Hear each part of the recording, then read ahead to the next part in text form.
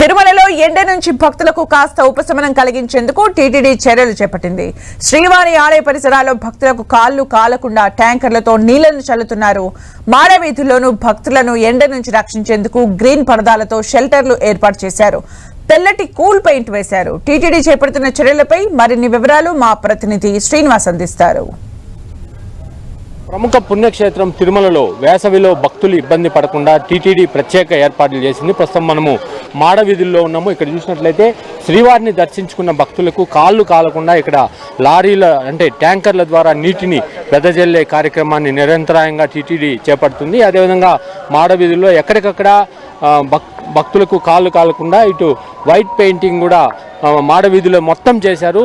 White పెయింటింగ్తో పాటు green మ్యాట్లను పైన వేయడం జరిగింది. గ్రీన్గా కనపడే పరదాలను అంటే భక్తుల మీద నేరుగా ఎండ పడకుండా భక్తుల కోసము ఈ ఏర్పాట్లు అయితే టీటీడీ చేసింది.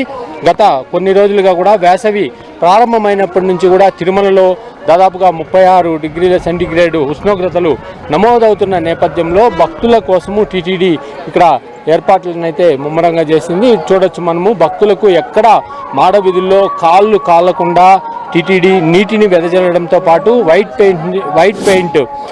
పెయింట్ మీద నడిస్తే భక్తులు కాళ్ళు కాలు అటువంటి వైట్ పెయింట్ని మాడవీధులు మొత్తం కూడా బార్డర్ లాగా వేయడం జరిగింది. మరోవైపు ఎక్కడికక్కడ స్టాండ్స్ అంటే గ్యాలరీలు ఉన్నాయో గ్యాలరీలు ఉన్న ప్రాంతంలో గ్రీన్గా కనపడే ఒక మ్యాట్ను కూడా పైన వేయడం జరిగింది. అంటే భక్తుల మీద నేరుగా ఎండ పడకుండా కూడా టీటీడీ జాగ్రత్తలు తీసుకుంది. మరోవైపు ఇటు అన్ని ప్రాంతాల్లో అన్నప్రసాదం కావచ్చు, కళ్యాణకట్ట ఇక్కడంతా కూడా చలువు పందిళ్ళు అనేటివి టీటీడీ విస్తృతంగా వేసింది. శ్రీవారి ఆలయం ముందు ఈ ప్రాంతాల్లో అంతా కూడా చలువు పందిళ్ళను భారీ ఎత్తున వేసింది. కెమెరామెన్ బాలుతో శ్రీనివాస్, 10 టీవీ, తిరుమల.